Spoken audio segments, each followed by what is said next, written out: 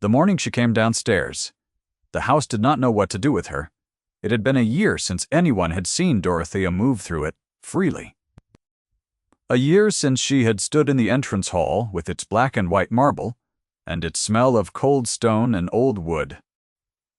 A year since her footsteps had sounded on the main staircase rather than the narrow servants' passage to the east wing. The house, in that time, had arranged itself around her absence.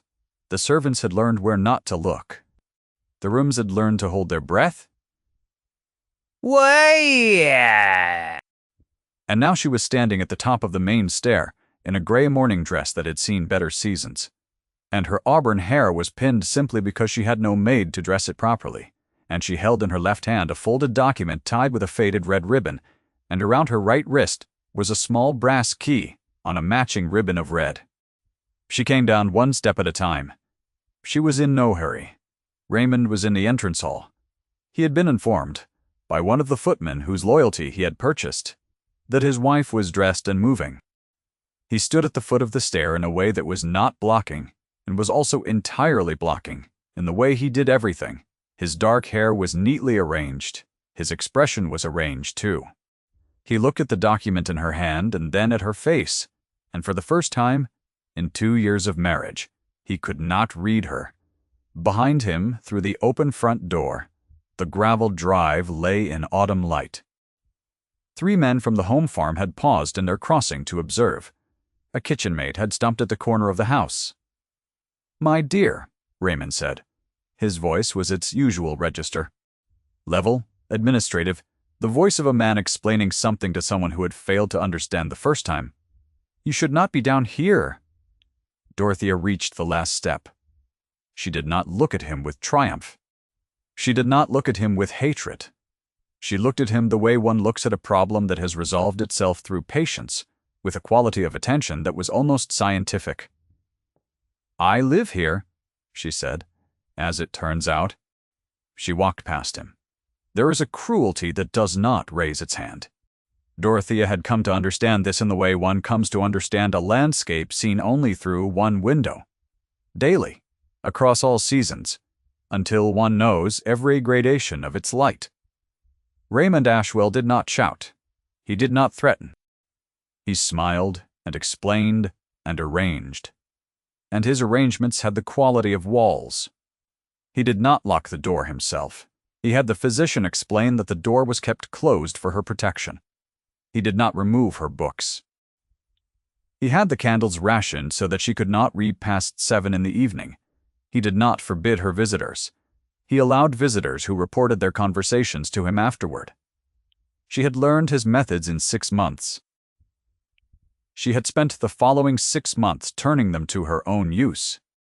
Dorothea had married Raymond Ashwell in the spring of 1812, in a ceremony her father had arranged and attended, with an expression she had not known how to read until much later. He had been proud of something, her father, but it was not pride in the match. It was the pride of a man who has done something complicated and nearly impossible, and cannot say so. He had put the brass key into her hand at the wedding breakfast, told her it opened his strongbox and smiled. And she had thought it was sentiment. He was dead within 6 months, taken by a fever in November. The marriage had been pleasant enough in the first weeks. Raymond was not warm, but he was correct. He was attentive in the way that a man is attentive when he is watching for something. She had not known what he was watching for until the afternoon. His solicitor arrived, and she happened to be in the corridor outside the study. She had not heard everything. She had heard enough. A deed, a transfer, her father's name, the phrase "not registered." She had asked Raymond about it that evening, carefully, over the soup course, as a question about estate records, nothing more.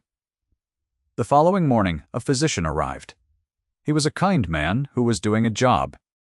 He spoke to her for a quarter of an hour, and then wrote something on a sheet of paper. The servants changed that afternoon. By the following day, the east wing door had a bolt on the outside. Raymond told the county that his wife had suffered a nervous collapse. The county had no reason to doubt him. She was young. She had lost her father recently. Grief did strange things to the constitution.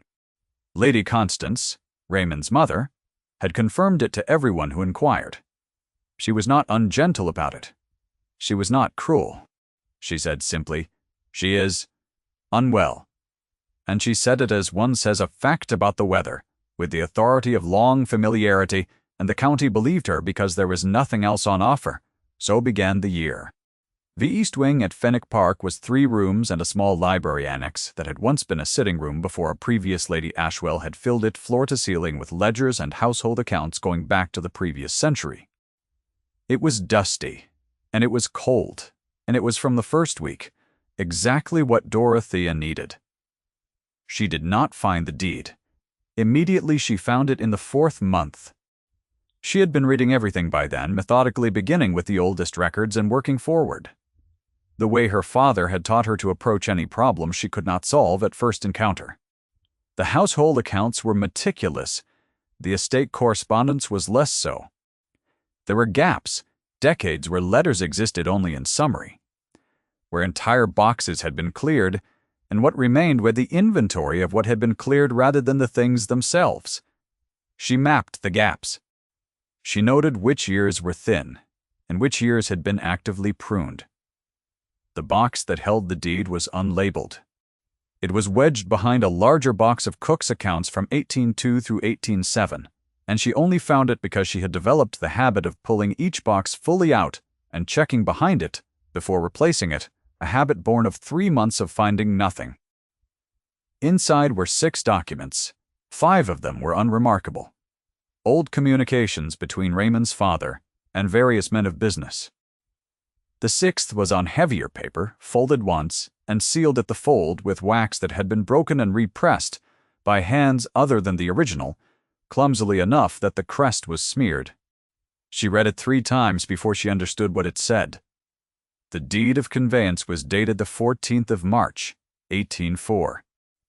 Raymond's father, then the 5th Viscount, had borrowed a significant sum from Dorothea's father to settle a gaming debt that would have otherwise become public.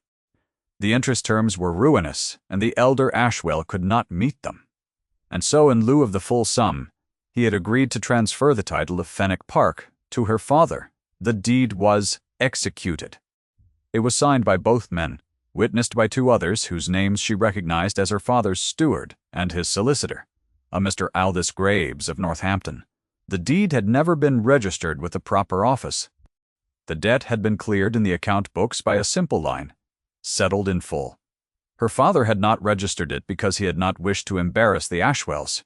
He had held the deed as a private security, kept it in the box he had described as holding his important papers, and then he had died. And Raymond's family solicitors had cleared the estate, and the box had come to Fenwick Park in the ordinary confusion of property transfer after a death, and been placed in the library annex with the rest of the old papers, and sat there for 8 years. The brass key on the red ribbon had grown warm from the constant wearing. She closed her hand around it. Her father had not sold her into this marriage knowing what Raymond was. Her father had placed her on the estate that was already hers. He had put the key to the evidence into her hands at the altar and trusted that she would understand it when the time came. She had been here a year. The time had come. If she was not seen for so long, it was in part because Fenwick Park sat at the eastern edge of the county, and its nearest neighbor of consequence was the Carwell estate, 3 miles across the open fields, whose lord had been in some private weather of his own these past 3 years.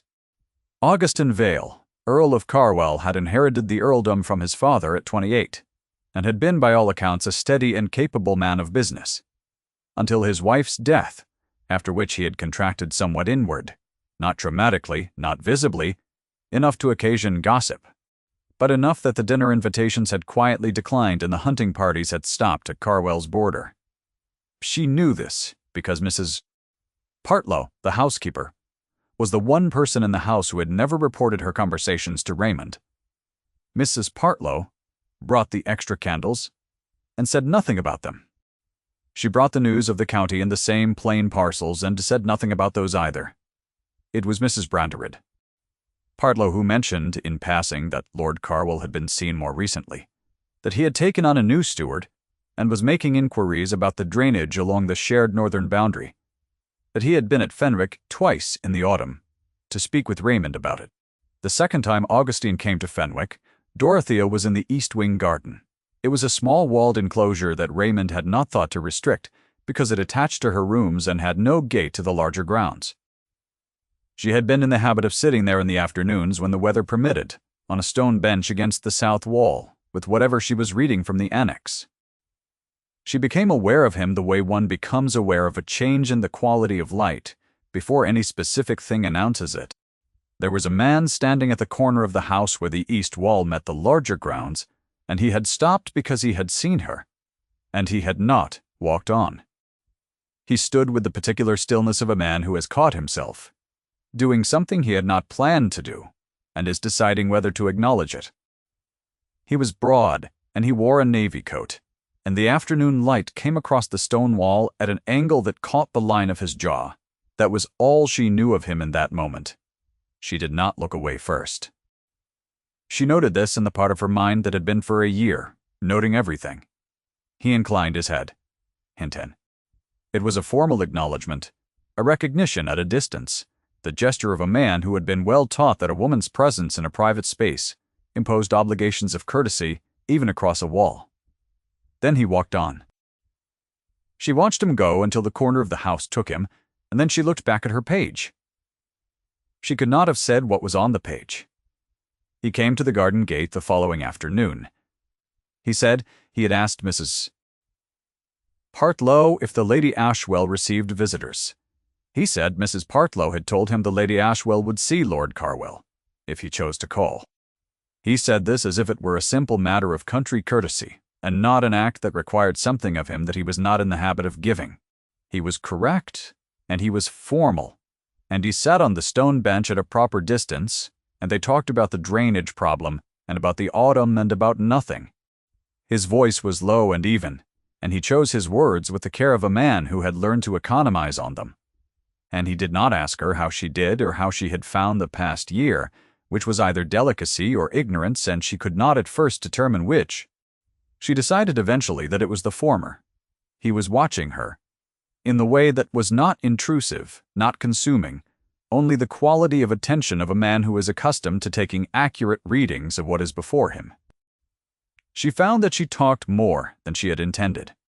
Not about the deed, not about the year, but about the records she had been reading. The history of the estate's water management in the previous century, which led naturally to his drainage question, and then sideways into the matter of the old mill at the northern boundary, and how it had functioned in 1800. He listened. He did not interrupt. When she finished, he said, I had not known about the mill, and she could hear in his voice that he meant it, that he had actually heard her, which was its own unusual thing. He came back the following week. And the week after that, she did not tell him about the deed. She had told no one about the deed. The document lived between the wall and the frame of the window in her bedroom, in an envelope she had addressed to the solicitor, whose name she had found on the deed's witness line, not yet sent, waiting. What she was waiting for, she could not have said precisely, except that she understood the deed was only as good as the moment she produced it, and the moment had not yet arrived. What she did not understand in those weeks of afternoon visits was that he was watching her with the particular attention of a man who has lost something and is not certain if he has found it again or is only hoping. He had brought Thomas once, his small son, who had escaped the nursemaid on the walk from the carriage and arrived at the garden gate with grass on his knees and an expression of serene self-satisfaction at his own liberty. Dorothea had received this development without alarm. She had looked at the child and said with the directness that was her natural voice, You have managed a considerable distance for someone of your dimensions. And Thomas had studied her gravely, and then climbed onto the bench beside her and pointed at the book she was holding. Augustine from the gate had watched this entire proceeding with his face arranged in its usual composed lines. His jaw was not quite level. He looked away before she looked up.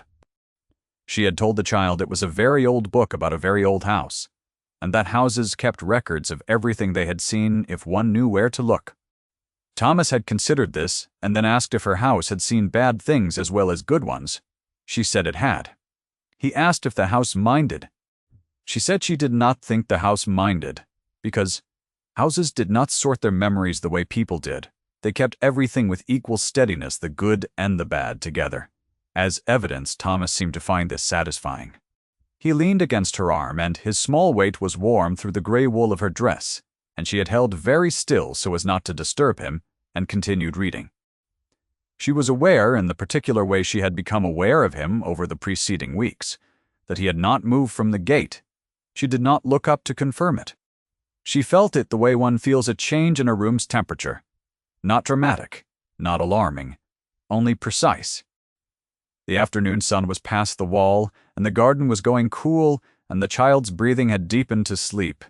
And Augustine was still there, and she was aware of all of these things at once, in the way that the body registers what the mind is not yet prepared to name. She did not know that Augustine had stayed at the gate for a long time after Thomas slept.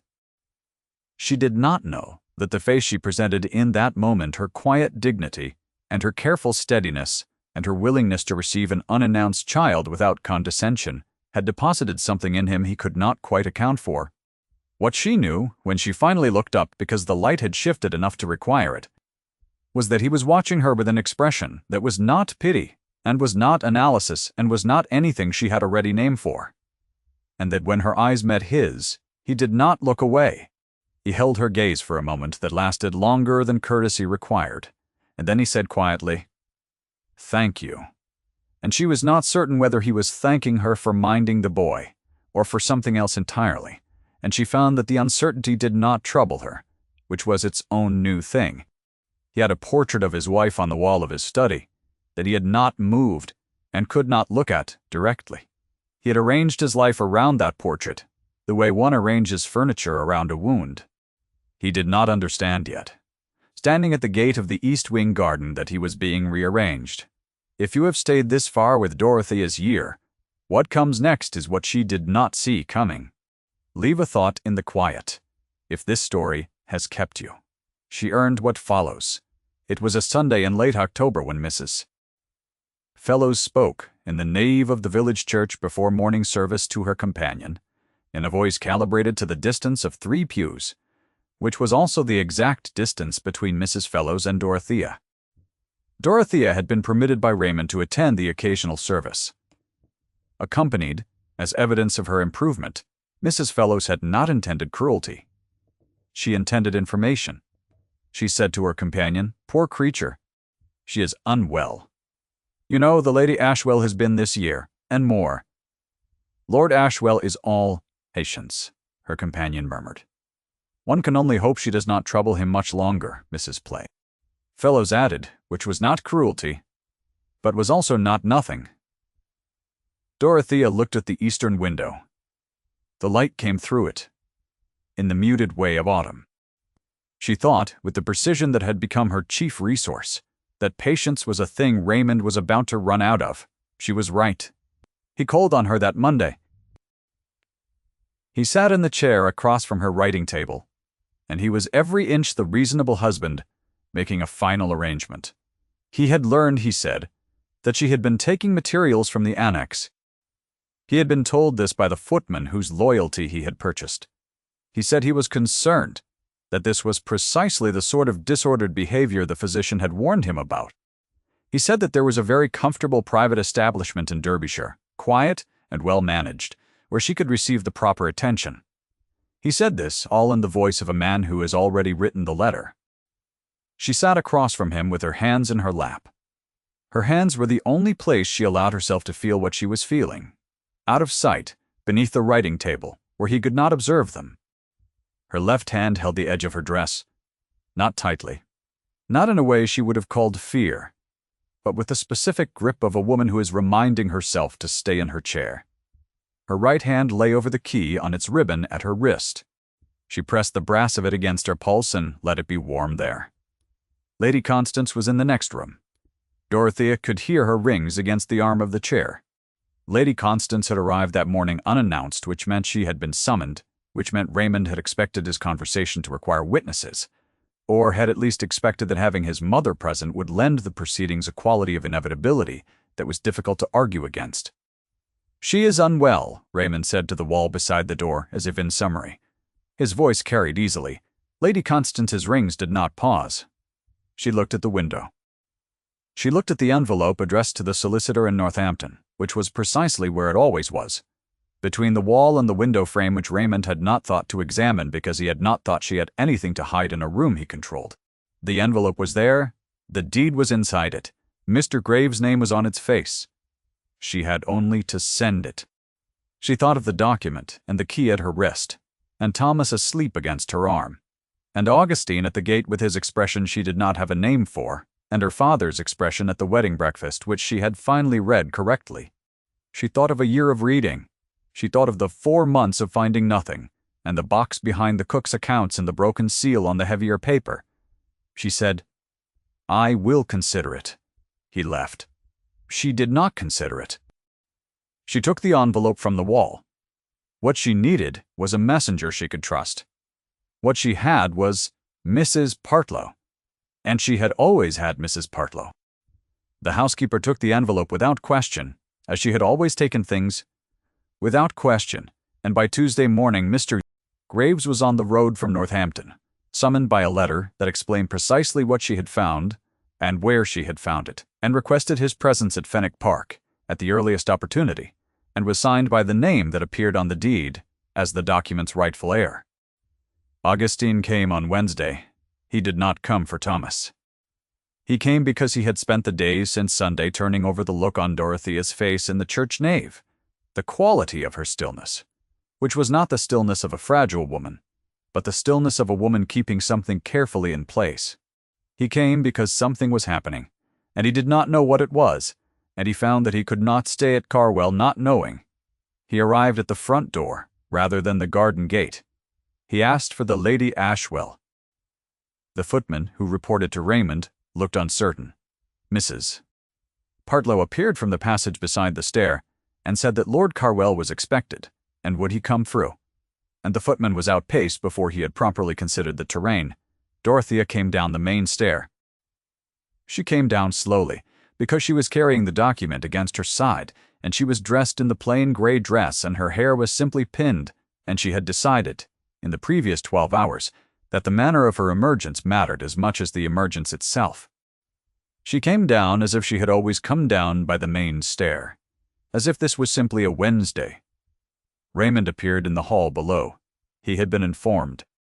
He stood at the foot of the stair in the way that blocked, without appearing to block, and he said, "My dear," in the tone that preceded management, and he looked at the document in her hand and at Augustine behind her, and something in the administrative arrangement of his face shifted, very slightly, in the way of a man who is recalculating.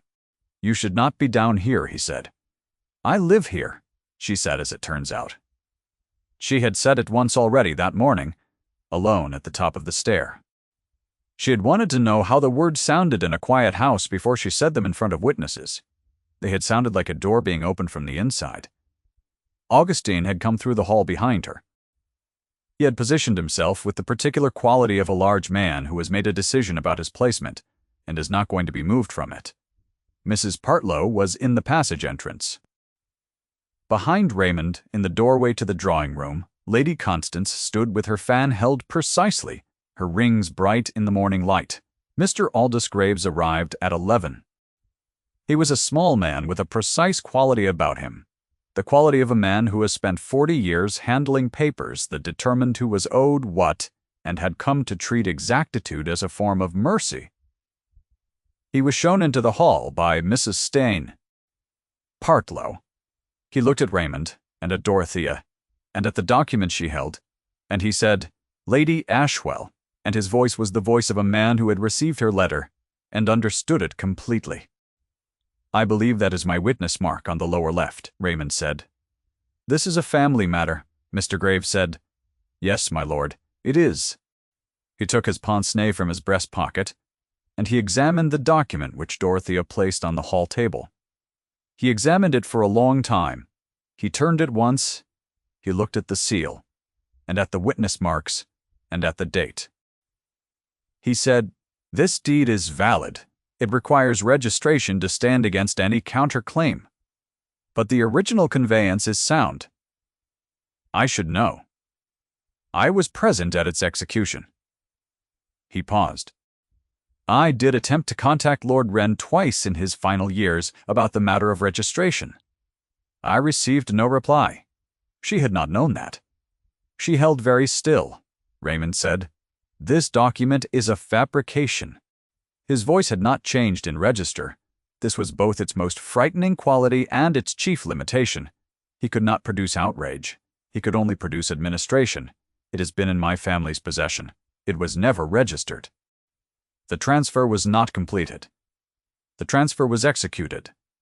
Mr. Graves said, "The absence of registration is a procedural matter that can be remedied. The deed's validity is not in question." Lady Constance said from the drawing-room doorway, "She is unwell for the last time." And it fell into the silence of the hall and lay there, and no one agreed with it, and no one disputed it, because it had stopped being a fact and had become only a sound. Augustine moved. He did not cross the room in 3 strides, though he covered the distance in something like that. He was simply on the other side of the hall table, and then he was beside Dorothea, and he said nothing for a moment, and the quality of his placement beside her was not romantic in this moment, and was entirely about something else, about the specific location of a man who has decided where he stands. He looked at Raymond. He said, "This estate is hers, and she does not leave it." 11 words, not a declaration of love, not a challenge to a duel, not a speech about honor. A plain sentence, delivered in the voice of a man who speaks simply, because the simple thing is also the true thing, and he has learned not to dress the truth in more words than it requires. Raymond looked at Augustine. Raymond looked at Mr. Burse. Graves. Raymond looked at the document on the hall table. The administrative arrangement of his face was very still. Dorothea had seen that stillness before. It was the stillness of a calculation that was not resolving. Lady Constance sat down in the doorway to the drawing-room. She sat into a chair that happened to be there, which suggested she had known the chair was there, that she had placed herself near it as a precaution. She looked at her son, and then at the document. And for the first time since Dorothea had known her, her face did something unexpected. It did not crumble. It composed itself differently, the way a landscape composes itself differently when the light changes, into something older than confidence. Graves said, "If you will provide me with the proper office details, Lady Ashwell, I can arrange for registration. The matter can be put in order within the fortnight." Raymond said nothing. He said nothing for a long time. He picked up his hat from the hall table, where it had been placed by a footman earlier that morning, and he looked at the hall as if accounting for each object in it, which was what he did when he was preparing to leave any room. He put on his hat. He walked to the front door. He opened it himself, because the footman who reported to him had left the hall at some point in the preceding minutes, and no one had seen him go. The gravel crunched. The door did not close behind Raymond, and no one moved to close it. The autumn light came in through the open door and lay across the black and white marble of the entrance hall, and Dorothea stood in it, with the document on the table in front of her, and the key at her wrist, and the housekeeper in the passage, and the solicitor at the table, and the Earl of Carwell beside her. And the house, which had held its breath for a year, breathed. She had not won anything exactly. That was not the word for it. She had done the thing that had been quietly, persistently available to her all along, which was to read what was in front of her until she understood it, and then to place it in the hands of the person who could confirm what it said, and then to walk down the main stair. It was not a victory, it was a correction. The following 3 weeks were occupied with the ordinary business of a legal proceeding. Mr. Proddy. Graves was thorough, and she was accurate, and the papers that needed to be signed were signed, and the office that needed to be notified was notified. Raymond did not return to Fenwick Park. Lady Constance remained, which was a thing no one had expected, in the room she had occupied for 30 years. And she did not speak of the deed, and she did not speak of her son, and she appeared at dinner each evening in her correct dress with her fan held at its usual height, and she and Dorothea did not speak of the past year at all, not directly. But on the 3rd evening, Lady Constance said, as one says a thing one has composed carefully over several days, "Your father was a patient man, She looked at the table rather than at Dorothea, as it turns out. That was the only accounting that passed between them. Augustine came back at the end of the 3 weeks. He came to the front door this time as well, and he was shown into the drawing room, where a fire had been lit, which was different now. The east wing was being put to other uses, and the drawing room had been restored to the function of a room where one received callers. There were fresh candles on the mantelpiece and a bowl of late autumn chrysanthemums on the table by the window. Small gestures, domestic ones, the first decorative choices Dorothea had made in this house that were not about survival. He sat across from her in the chair that suited his breadth. He was very still. She had come to trust his particular quality of stillness, which was not the stillness of a man who had nothing to say, but of a man who was saying each thing in order. He said, "I owe you an apology." She said, "You do not." He said, "I came to your garden for 2 months before I understood what I was doing." She waited. He said, "I had arranged my life around a loss. I had arranged the rooms of Carwell around it. I had arranged my days." He looked at the fire. Thomas walks where he wishes. He has always walked where he wished. He arrived in your garden before I had the honesty to. He paused. I have kept a portrait on the wall of my study. I could not look at it directly. I have looked at it every day this week. She understood what he was saying. She understood that it was not a declaration of love in the conventional sense. It was a declaration of something prior to love, the acknowledgement of a wound in the presence of someone who had not flinched at it. She was aware of the warmth of the fire on the side of her face, and of him across from her, and of the way the room had changed since the morning 3 weeks ago. The air in it different, the quality of its silence altered from the silence of suppression to the silence of rest. He was looking at her, not as a man assesses a stranger, not as a man who is compiling information. He was looking at her with the specific attention of someone who has named a thing to himself and is deciding whether to name it aloud. She said, "My father trusted me with something for 8 years that I did not know I was carrying. He put it into my hand and trusted that I would know it when I needed it." She looked at the fire. "I did not understand him until this year." "What did you understand?" "That he knew what I would do with it." She paused. He could not register the deed himself without breaking the arrangement he had made with the Ashwells, which he was not prepared to do publicly. He did not wish to humiliate them, so he trusted the document to me, and trusted that if the arrangement failed, I would have the wit to find it. She looked at her hands. It was a great deal to trust. "He was right to trust it," Augustine said. His voice was very level. The words landed without flourish, the way he said most true things, without dressing them in more than they required. The fire shifted. A log settled. She did not look away from her hands because looking at him in this moment would have been more than she was prepared for, and she had spent a year learning to know the difference between what she was prepared for and what she was not, and to respect that distinction. He leaned forward in the chair. He did not cross the room. He did not reach for her hand. He said with the directness that was his particular quality, "I do not know the correct order of these things. I did not expect to find myself in this position again, and I am not a man who proceeds without understanding the terrain." He paused. "I know only that I find you necessary to my thinking in a way that has nothing to do with drainage." She did look at him then. He held her gaze steadily. His dark eyes and his wide jaw and the small scar at his chin from the riding fall. All of it, exactly as she had come to know it across the autumn weeks. Familiar in the way that only a face one has looked at carefully becomes familiar. She was aware of warmth in her face that was not the fire. She was aware of the key at her wrist, and of how much the past year had cost her, and of how little it seemed in this moment to have diminished her. She said, "I do not know the correct order of things either. I have not had occasion to." A pause. "I find, however, that I should like to determine it." The smallest thing happened at the corner of his mouth. It was not quite a smile. It was the thing that preceded a smile in a man who had not smiled easily for 3 years, the precursor, the evidence that the thing was still possible. It was, in its way, more than the smile would have been. The key was at her wrist. It was always at her wrist. Now she had not removed it since the autumn morning. She had found the deed. Augustin looked at it. He did not ask yet what it opened. He simply looked at it the way he looked at everything, steadily, taking an accurate reading. He moved his chair closer to the fire. She did not move hers, but the distance between them was now the distance of a room, rather than the distance of a county.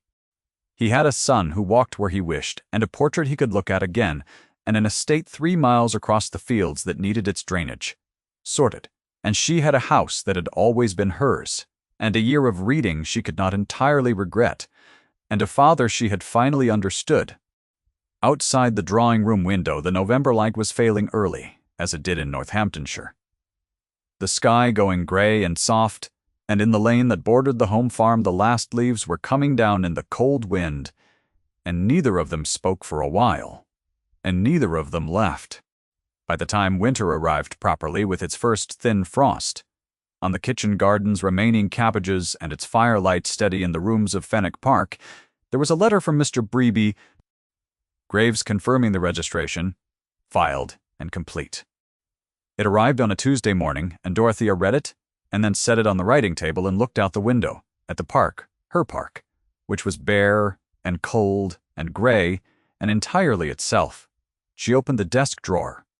She placed the brass key inside it, on the red ribbon that had worn to softness against her skin. She closed the drawer. It did not need carrying any more. She knew what it had opened. The house knew too. The fire was still burning when she came back to the drawing room. It was the same fire it had always been, the same grate, the same stone surround, the same smell of old oak and winter warmth. She sat in the chair that faced the window rather than the wall now, and the window faced the park, and the park faced west toward Carwell, and the light that came through it in the late morning was the particular light of November in the English countryside, soft and gray and full of something that was not quite warmth, and was also not its absence, and it fell across the room as it had fallen across the hall that October morning. And she sat in it as she had stood in it then, and the house did not hold its breath. It breathed around her steadily the way a house breathes when the right person is in it, and she was home. If Dorothea's patience and the key at her wrist stayed with you, leave a word below. These stories are kept alive by the people who finish them,